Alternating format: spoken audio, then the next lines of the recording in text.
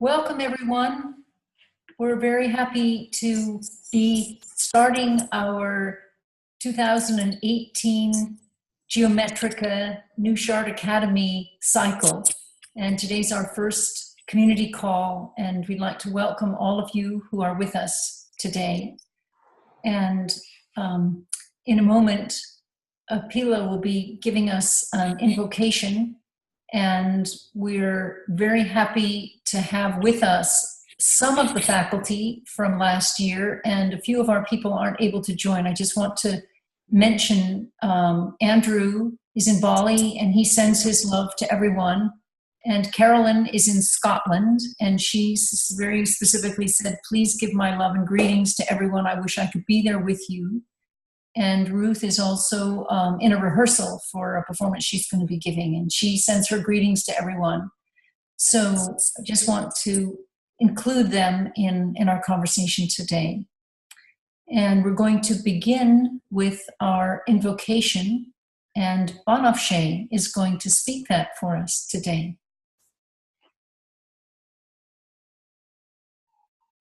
Okay, I will begin in place of Apila. I would like us to start in the name of the One, all and everything, no thing.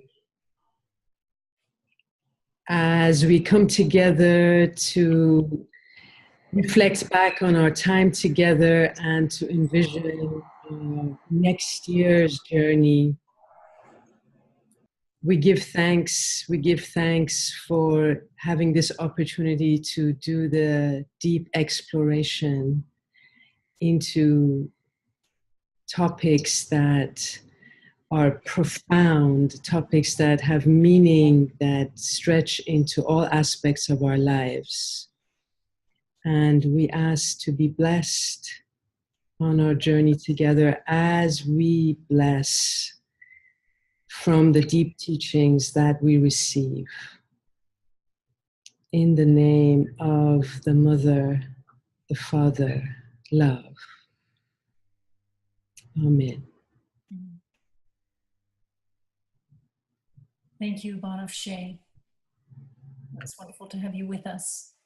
And we're looking forward to all the joy that we're going to experience with you in Chartres this summer. So today, the theme of our call is looking backward. It's reflections on arithmetica, which we do every year when we have our first community call. We arc back, trying to keep the thread alive from all of the liberal arts that we're exploring. And so we're turning our thoughts back to last summer and the year of preparation for that, and living with the question of how does what we experienced last year live in our hearts, live in our souls, live in our thoughts, and how are we changed from having been together and studying sacred number. And that lays a platform for the year to come. It lays the groundwork for sacred geometry. Each liberal art lays a foundation for the one that follows. And so each person from the faculty who's here will speak and say a few words about their reflections. And we also are going to welcome all of you who are with us on the call, who are interested in sharing some of your thoughts, to please do so you can give some thought to that as the call progresses. And so I would like to invite Jim to give us an update on how things are going at Ubiquity and the New Chart Academy, the Wisdom School, and also then, Jim, your reflections on arithmetica. Great. Thank you, Karen. Hello, everyone. I'm talking to you from London, where I arrived yesterday. I'm here for the next 10 days or so to complete a financial transaction, a major investment on behalf of the university that has been about a year now in development. And once it's complete, it will enable Ubiquity to enter the global market with a whole new way of learning that will enable our young people to develop a new mindset and a new skill set so that they can navigate a world of increasing hypercomplexity and not only bring their passions into the world, but to thrive in so doing. So there's a lot at stake over this next few days.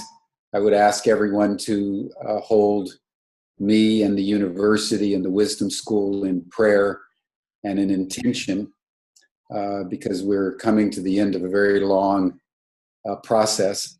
And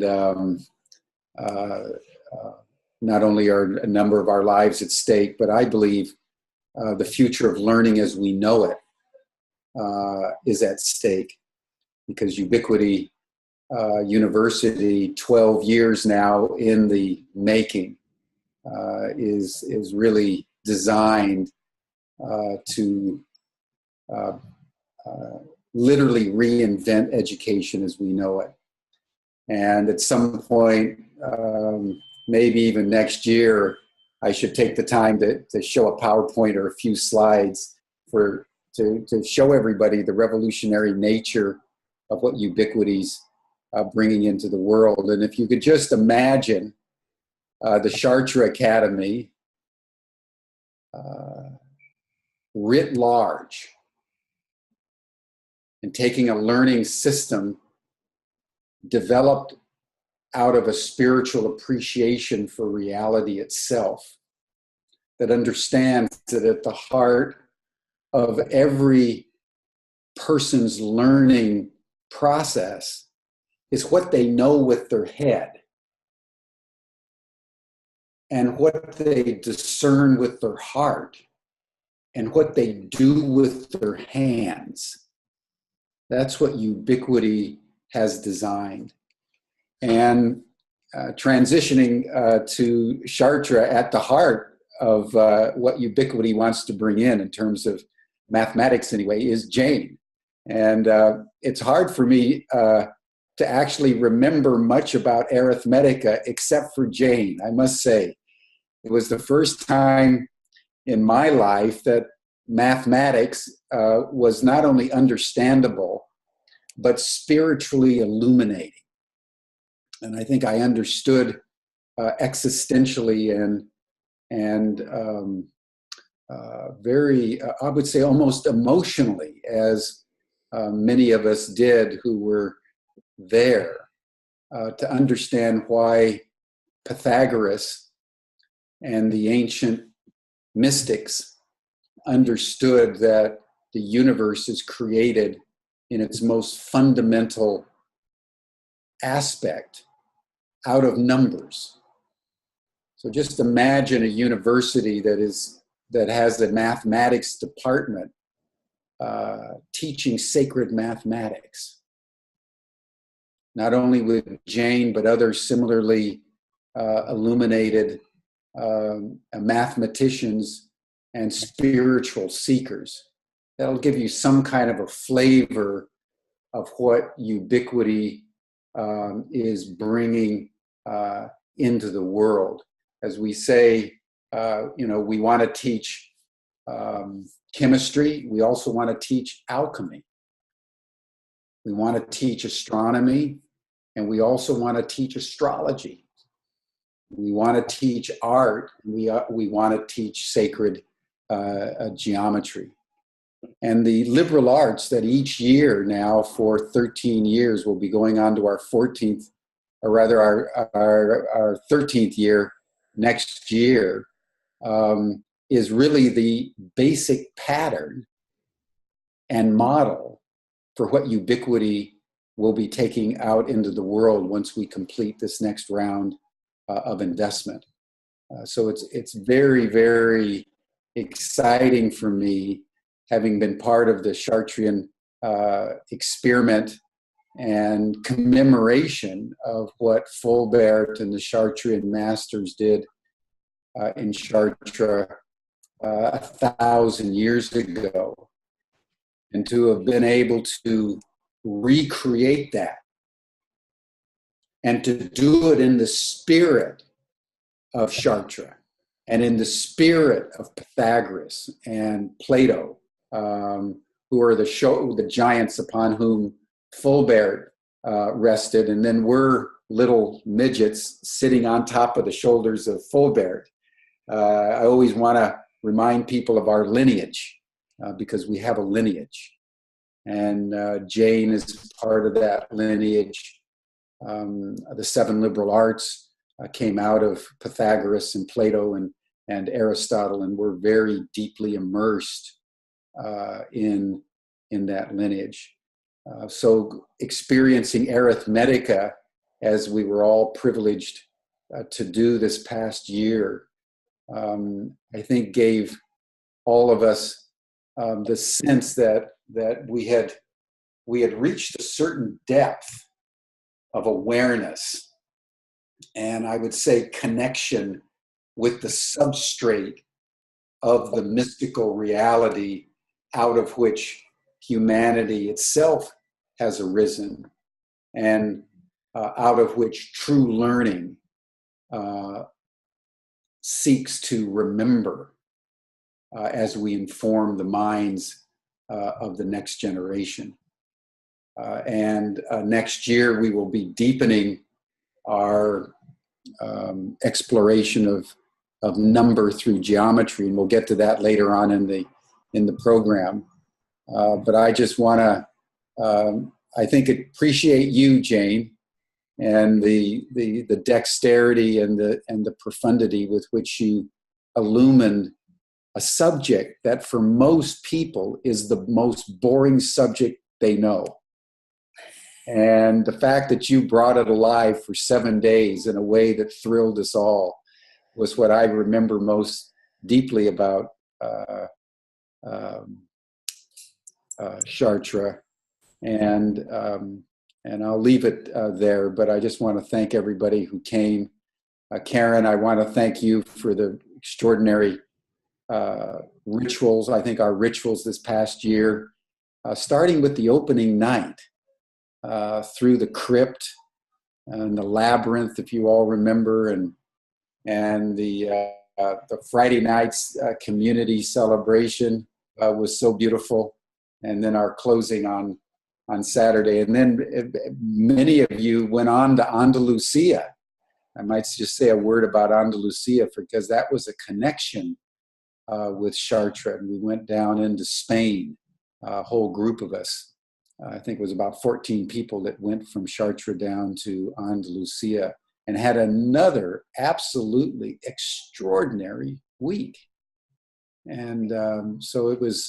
It's very gratifying to me as the founder and the president to know that the teachings that we're doing course by course and year by year are going deeper and creating a container for authentic experiences that transform lives. Because that's what learning ultimately is about. If it's not transformational, it's not worth your time. And I'm very grateful because of that for the company of people that have been gathering around the Chartrean pilgrimages every year. And I'm looking forward to next year. And that's probably enough for me for now, Karen, so I'll turn it back over to you. But it was a beautiful, beautiful time this past liberal art. Yeah, well, thank you, Jim. I couldn't agree more. It was a beautiful time. Thank you. And it's good also for us to hear a little bit about the picture of what Ubiquity is doing. And I hope you will, this next summer, put up your PowerPoint and go into more detail. I think it would be wonderful for everyone to experience that. So Bonafshe, I'd like to invite you to say a few words about your memories from last summer and what's lived on with you. Mm-hmm. Well, I found our journey very rich. I, like many others, found a new appreciation for the mystery of numbers and the way in which mathematics expresses truth. Jane's teachings were very illuminating, as were Mohammed Vassan's. Their teachings have started me on a journey into uncovering more and more about sacred number. I also learned a lot from Jim's lectures on Pythagoras and Carolyn's lectures, especially in regards to uncovering a new story based in bioecology, as Carolyn put it. And for me, the story drawing from the best of what the mystical traditions, the spiritual traditions can offer our world today with all the challenges that we face. So I'm very much exploring that. I was also very happy to teach the Sama, the whirling, this year. I find deep correspondences between the whirling and walking the labyrinth. So I found it very profound to whirl in Chartres, and look forward to continuing next year. I was taking the Sama, I was teaching it as a journey from 0 to 1, and I've been exploring that more and more. It was also profound, I think, that we began the days with the rainbow meditation. That brought in a real cohesion among everyone, the participants, the seminarians, the faculty, and the staff. One of the highlights was also dancing with your singing, Karen, and Ruth and Linda. That was one of the highlights for me, and I really enjoyed that. So I'm looking forward to next year to exploring further with everyone into Geometrica. Thank you. Thank you. You touched on a number of things that were details that are really, evoke strong memories. So I really appreciate that. Yeah. Good. So Jane, would you like to share something with us? I've been very influenced by this whole connection to a bigger group, because the story of my life is that I've lived a very solitary, singular life. So as I came through school, I thought it was unusual that someone would love mathematics so much that they would even renunciate a medical career. So I was on this journey. I was going to become a doctor, but I knew I had this deep passion for numbers. So in those days, I was considered like a nerd, and you're very unsocial.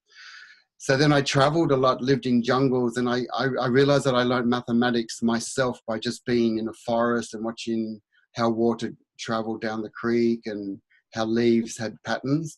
So all my life I've been singular. And I think that the story for me getting involved with a super intelligent online university like Chartres Cathedral Group has made me find my place in my life, because it's taken me to the next octave of realization that you can have a dream that you want to teach every child sacred geometry, but 30 years ago, when you dream of sacred mathematics on every child's list of learning, I didn't know how that was going to happen until the onset of the internet came. So obviously our prayers and dreams come true, and I feel that my connection to the Chartres Cathedral has allowed me to be part of a living organic system of highly intelligent futurists like yourself. So it's been a revelation for me and a humbling experience for me to realize that I'm one number in a magic square. I belong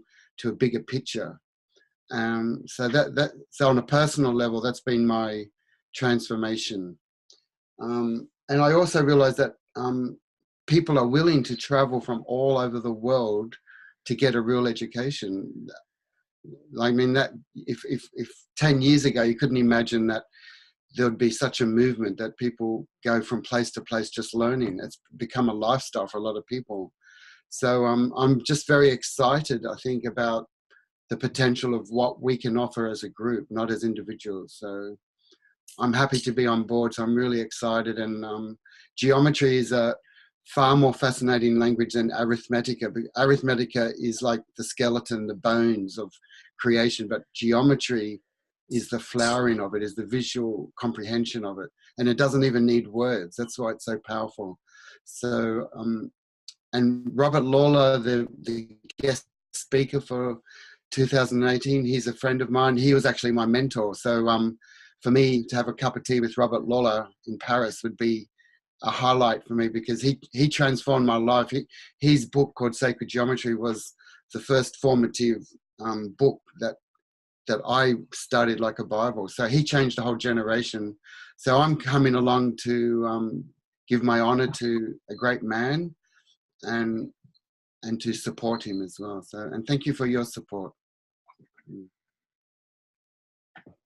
Thank you, Jane. So it sounds like you, in your description of your change, Yes. that you have gone from the one being the individual, the one seen as singular, to the one known as the whole, the true one, being part of the whole.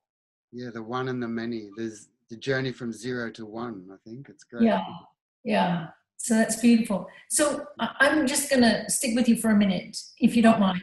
Yes. Is there anything in terms of content from last summer in Chartres that really lives on with you?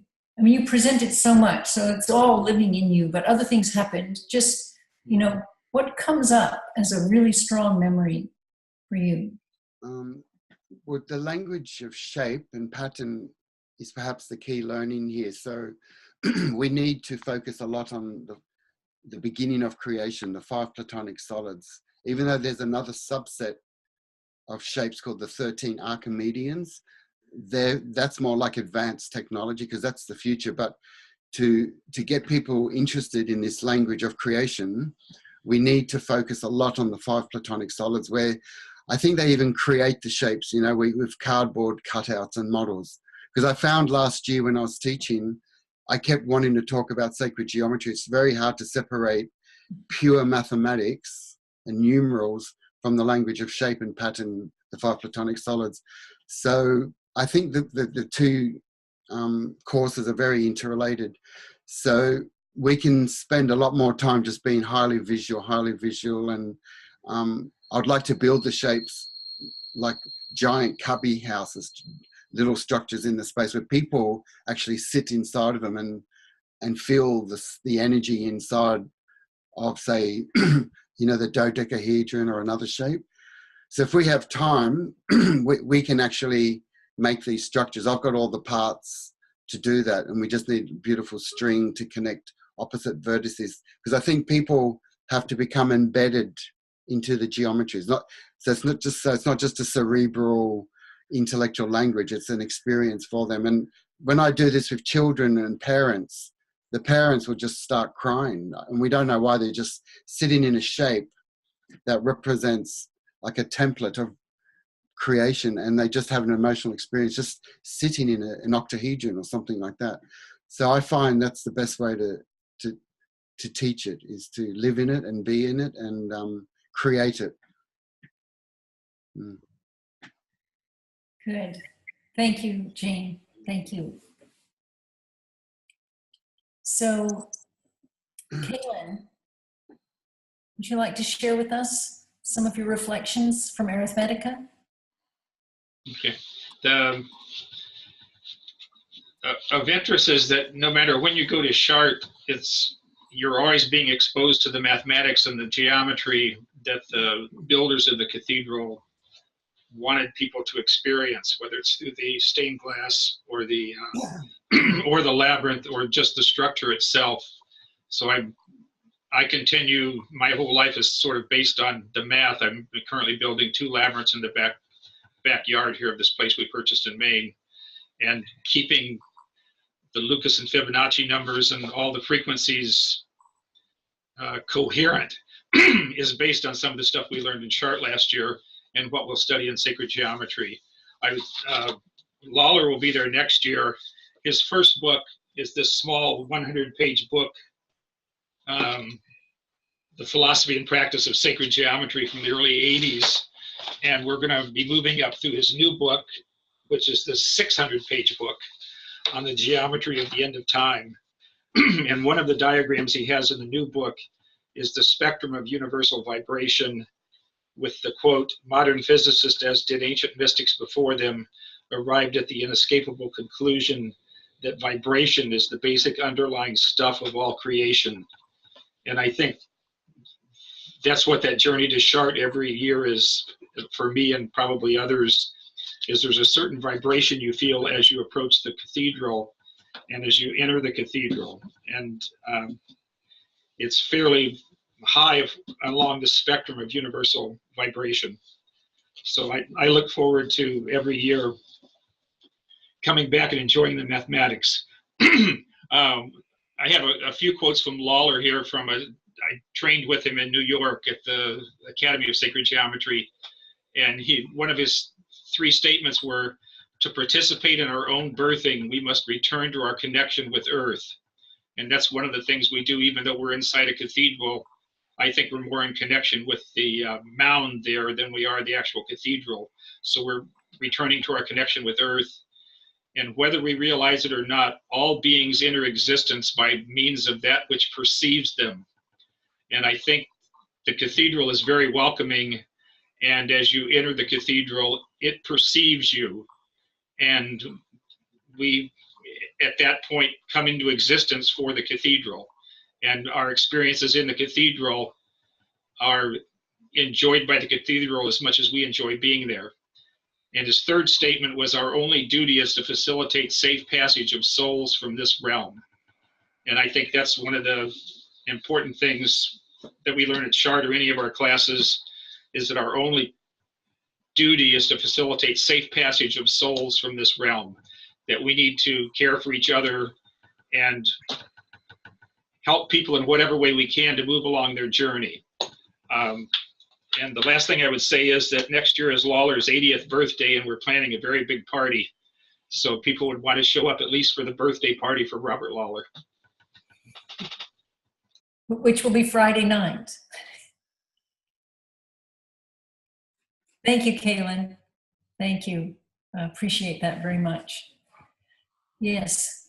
So I'd like to say a few words about my memories from last summer. And I resonate with everything that everybody has said. And one of the things that Banafsheh said was the incredible teachings of Muhammad and his numerology that he brought from the Arabic language.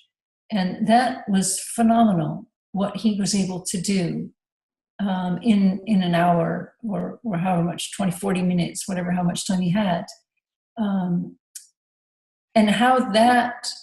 how number lives in letters and words in the same way that number lives in form.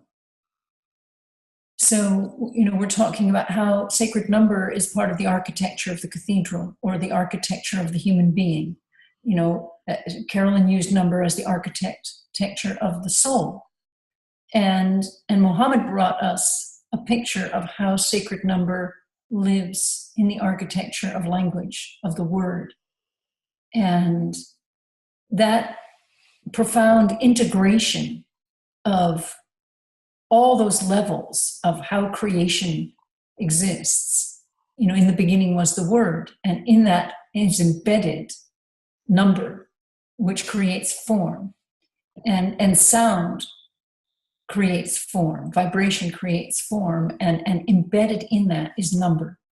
And, Jim started out saying that it's the first time in his life he's ever been really interested in numbers or something. I'm paraphrasing, but that it really had meaning for him in a way that was exciting.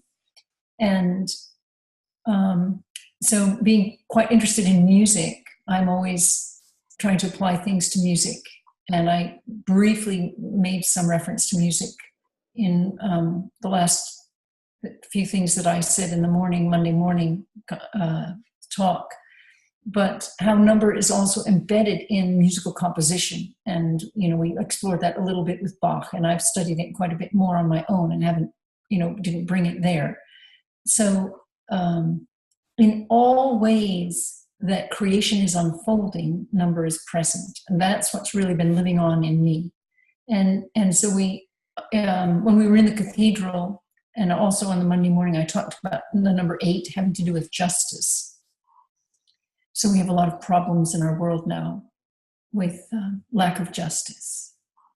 And I keep thinking of this number 8 and how it is being defiled. It isn't being upheld in the world. And that the 8 is really an infinity sign, and how this infinity figure is at the core of justice. And we can even turn it on its side and see it as the two pans of the scale of justice. And so I'm living with this question as we face all the world issues that we are with. Well, I don't even want to go into them, and I don't even want to name them. We all know what they are. And it comes out of defiling of our human conscience and our connection to the wholeness of all of life. And we're fracturing the true essence of the sacredness of number when we damage the environment or we damage other humans' lives and all the things that are taking place.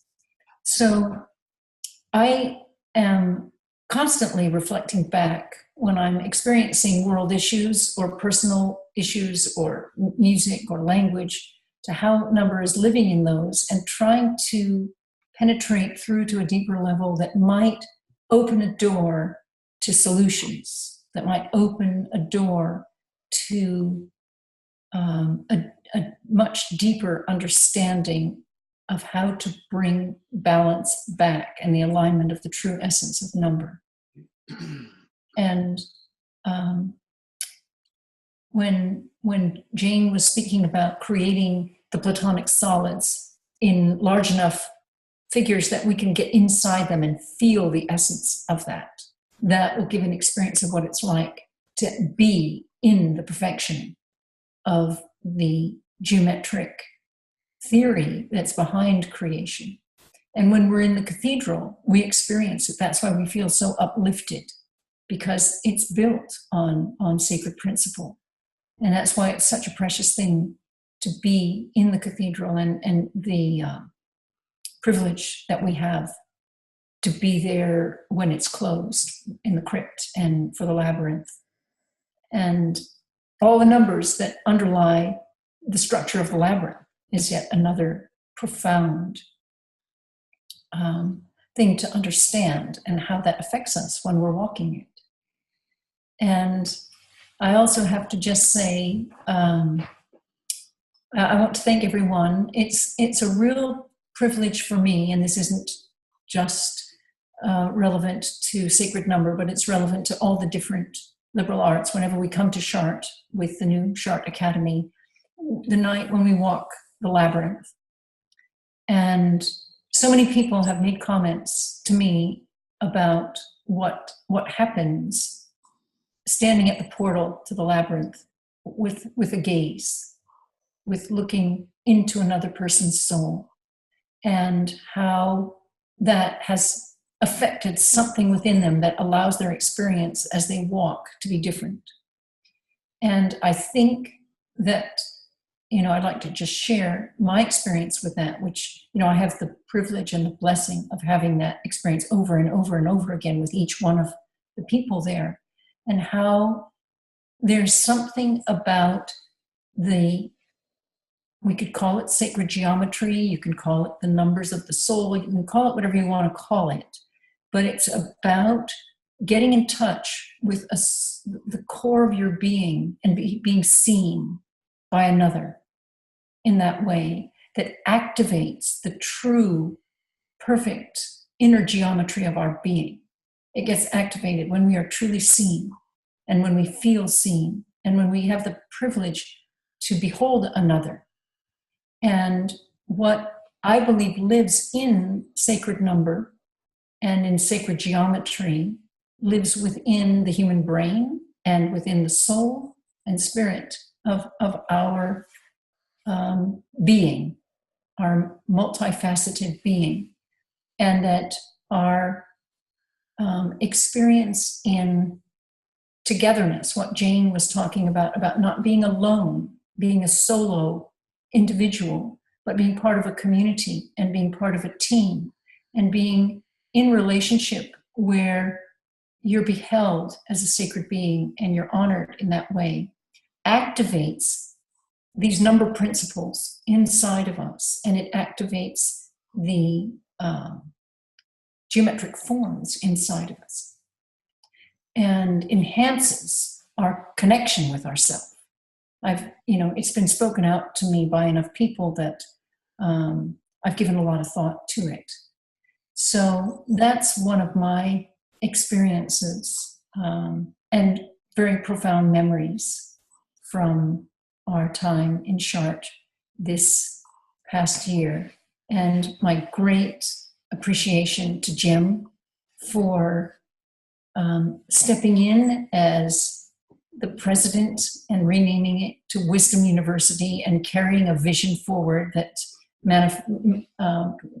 transformed into Ubiquity and carrying the impulse to start the New Chartres Academy, his deep connection with Fulbert that has lived and been activated to the point of really carrying forward an impulse in the world, which is a real gift for those of us who have had the privilege to be part of it one way or another.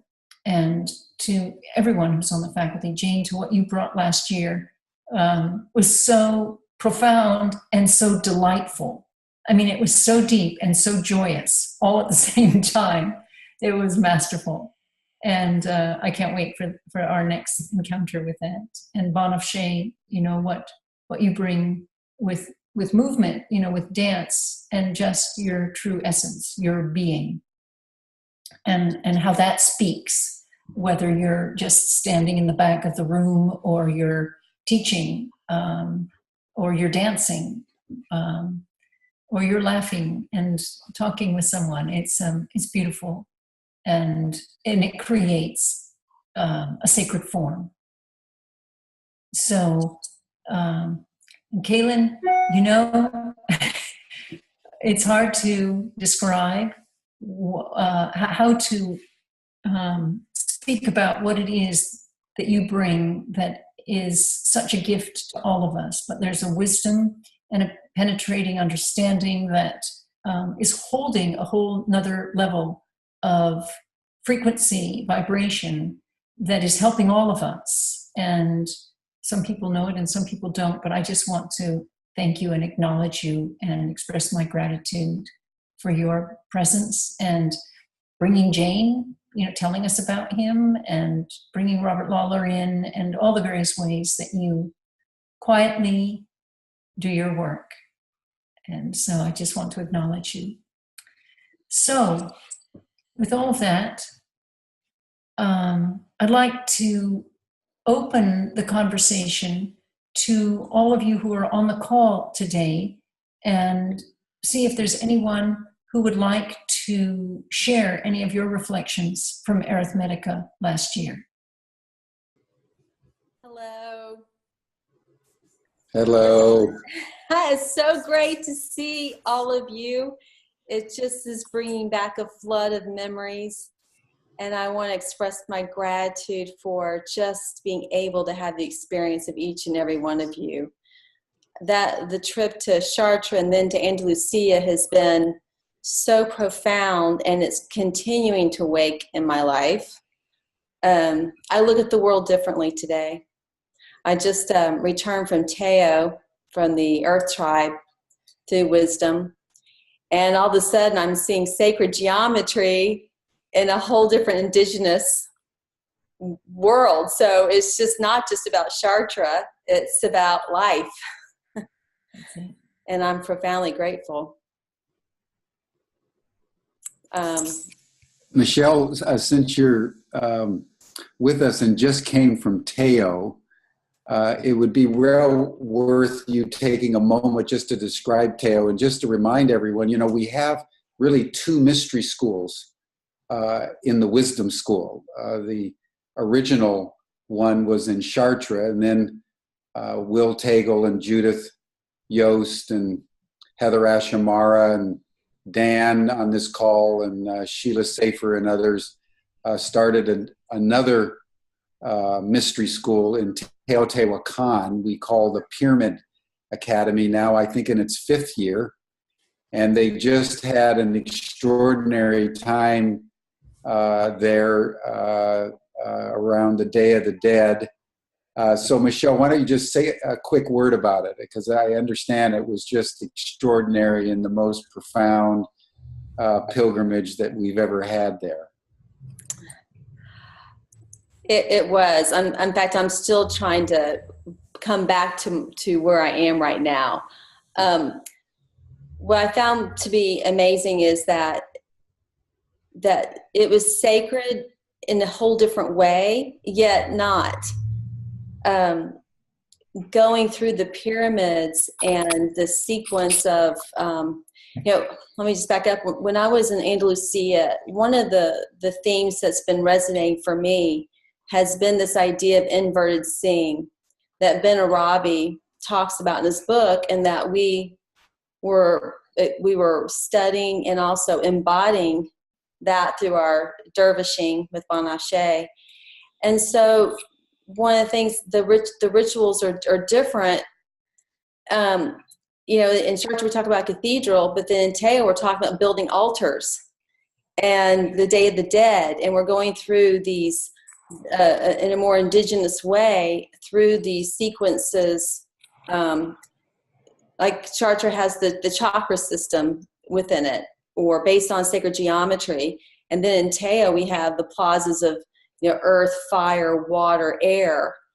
And we're also experiencing the feminine moon pyramid, but also the pyramid of the sun. So you have these common themes that are happening, but presented and experienced in an indigenous earth wisdom, which for me was the being able to do Chartres and then Andalusia and then Teo gave me a flavor and an experience that were all three so different. Like a multifaceted transformational experience, because the languages were different, yet the truth was still the same, about community and how people are living in community, and how and truth is celebrated differently, yet also with together. I don't know if I'm making any sense, because I'm still, like I said, trying to ground from my trip back. But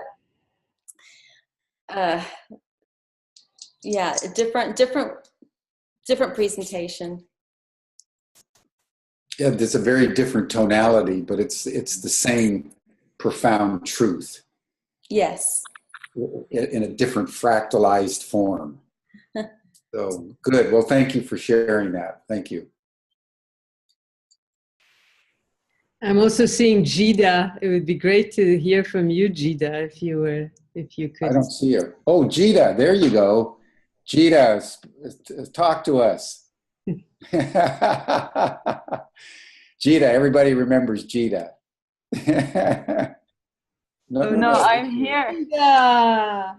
Sorry, I have to remove a sticker off my webcam. Okay, it was a good one, so let me try. Hi. Yeah. There she is. I didn't know that you could see the list. I was trying to find it myself, but I wouldn't have missed this call for anything. So I had a great time last year, and it was a bit like, in the sense, like Jane, finding a place where I connected to other people, or more like finding people with shared thoughts and shared beliefs about the sacredness of life, which I don't really often find in my daily life or my entourage. And I will definitely try to be there next year. It seems to be even more interesting with Geometrica. And I'm gonna look into those books that were showcased. Yeah, and they're listed. And yeah, thank you, Jim, and thank you everybody for all you're doing and for, setting this up. Well, it's wonderful. What was your most what comes up for you when you think about Chartres? Was there a particular memory, a particular event that was particularly striking for you as you remember back? Yeah, it was an intense week. I remember a lot from it. I very much remember Andrew's lecture, and it kind of made me realize that these are actual. I met the problem face to face, and I had a sense of its truth. Whereas before, it was something that was very distant from me, and it comes up a lot, but I never feel it. And so his lecture marked me. And other things I remember from Chartres. Well, I remember very much, I forgot the lady's name from the UK that told, maybe it was not Claire. No, the ladies that drove down from England. Annabelle and Janie. Nobody remembers? Yes, Annabelle and Janie. They had a friend who was your friend, Jim, I believe, who passed away a few years ago. She was red-haired. Gillian, yes. Yes, exactly. I remember them very much, and they told me a lot of stories that kind of enlightened this whole experience. And yeah, everybody I met was very, just opened up new experiences, and I learned something from each and every one. Well, we certainly enjoyed your presence as well. And I know after you went on with us to Thank you. And then you went on and with I'll see you next year to Turkey. So you had a big dose of wisdom. Yeah, I well did. Done. Well done. Maybe we should say a word, Karen, about next year, and then that'll probably take us to the top of the hour. Okay, so yeah, I'll just share a few things. Some of our high points have been mentioned. So one of the things that is always interesting is, who will be on the faculty. And as our special presenters on sacred geometry, it will be Jane and Robert Lawler. And Peggy will also be back with us, which will make all of us very happy to have her joining us. And and Ruth will be there as our musician. And so we'll be carrying on with, I think, a stellar faculty. And just to say a few words about sacred geometry, several things have been said already, but there are a few quotes that I would like to read because I think they activate something in a very poetic and profound way. So this first quote states that the study of geometry, which descends to us from Pythagoras, is a meditation on the harmony of the cosmic order, and it is a meditation upon music. And if you meditate upon geometry, instead of just learning it in a linear way, you can actually hear the music of the spheres, because the geometric forms will key the eye and the ear to the inner sound. Every line that you draw, you have the carryover from the spiritual octaves to the physical. So geometry and mathematics and calculus make the transition from the concrete to the non-concrete. It is one of the highest studies that anyone can pursue. Pythagoras knew what he was doing when he gave that subject of geometry to the world. He knew that ultimately the lovers of truth and the true devotees would pass through it into the higher exaltation of the soul. His esoteric teachings did not live on, but his geometry was like the parables of Christ. Hidden in it are the sacred mysteries. So this is an excerpt from Elizabeth Clare Prophet during a lecture sequence on the education of the heart, actually, in 1983. One other thing that she also said that I would just like to share as well is geometry is a science explained by Pythagoras and demonstrated by him, and it is the science of God, and its formulas are illustrative of the fact of the very energy of life that can be focused in the angle, in the pyramid, in the octagon, in the cell structure that is also geometric. Form itself, designed by God, is a protection of the eternal flame.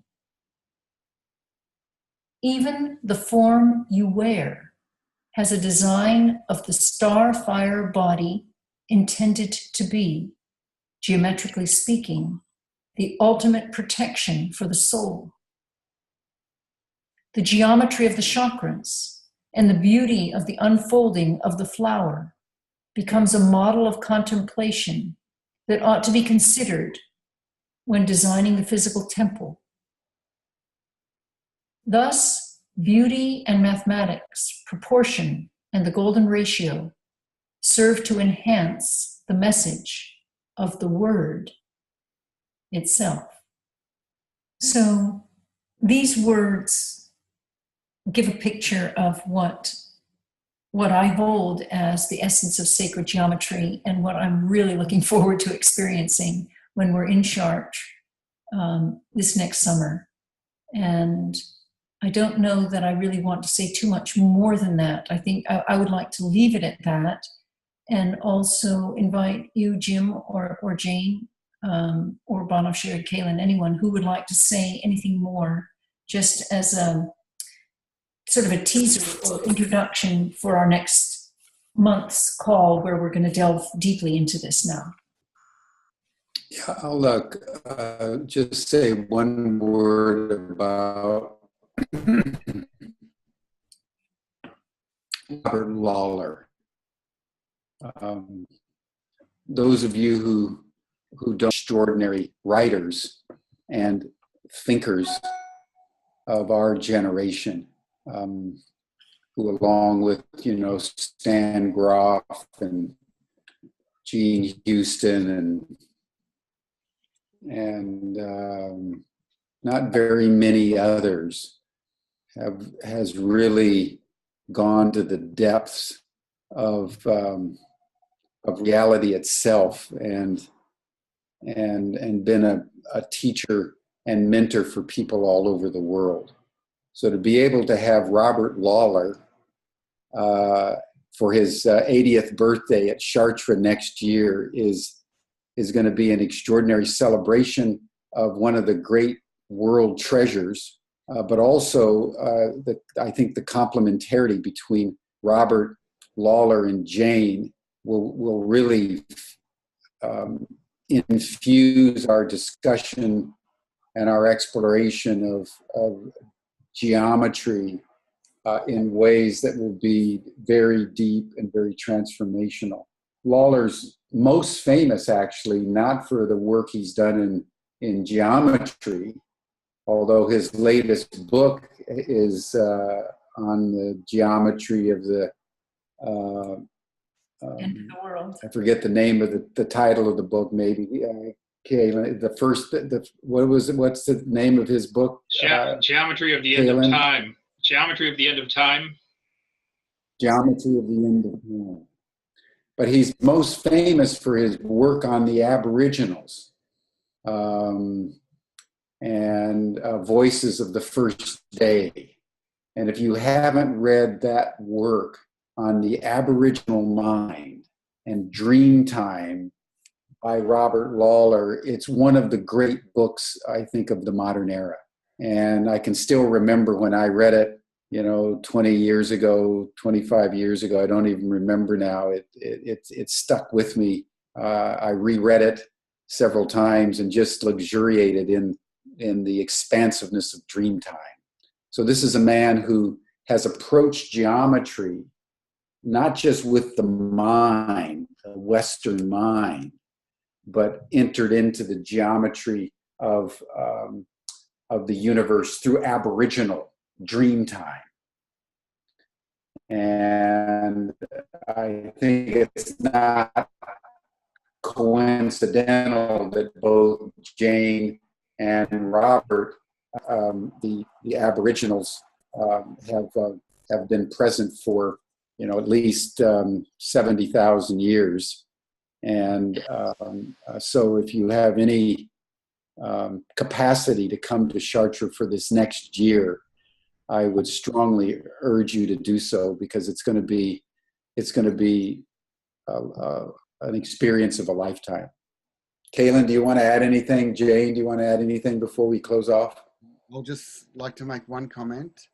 I'm just thinking for the title Geometrica, in the same manner, like for sacred geometry or sacred maths, people I've noticed shut down when they hear the word sacred. They think it's something religious.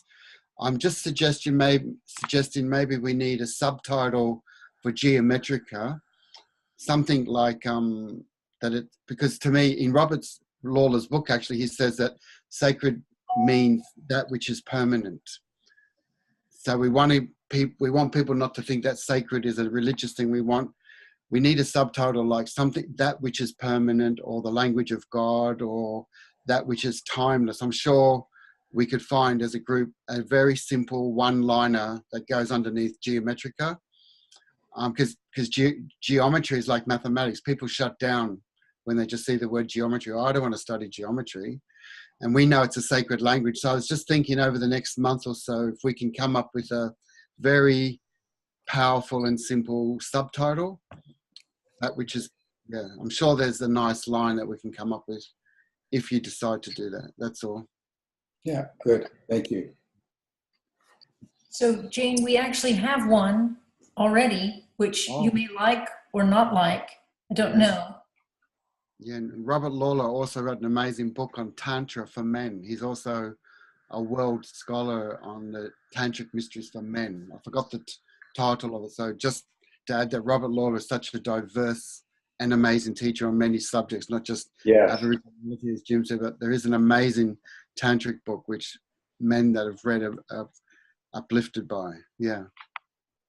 So Jean, the subtitle we have right now is Sacred Geometry, the Architecture of the Universe. Oh, beautiful. That's beautiful. That's the title of our course. Excellent. I love it. That's what it needs. Yes. Yeah. Good. All right. So we're at the hour. So Kaylin, did you want to say anything? I've got a short poem if you're interested toward the end. Well, maybe that could be our closing. Okay. Read it now. Yes. You're okay? Yes. This deals with the vibration that Lawler is talking about on his universal thing of vibration. There is enormous music rising from creation. Intelligent vibration allows my light to manifest as matter. I give in to rhythm of alchemy. I become a tapestry woven on a sacred loom by the Divine Mother's hands. I am embraced by cosmic energy in developing, dissolving darkness in a spacious, grounded calm. I enter this profound energy of ancient wisdom and become one with the dance. Thank you. Thank you, Kaylin. May it be so. So may all of us, until we meet again, hopefully next month, our next call is December 7th. So we look forward to seeing everybody then. And may the beautiful Lady of Chartres and the Hill of Chartres and the cathedral and the beautiful river that runs through the city all live in our hearts and souls as we remember our time there and look forward to being there again next year with one another to celebrate the geometry, the architecture of the universe. So thank you everyone for joining us today, and we look forward to seeing you next month, December 7th, and wish you a wonderful month. Goodbye everyone, and we send Bye, everyone. and look forward to seeing you next week, and have a wonderful Thanksgiving if you're in the United States.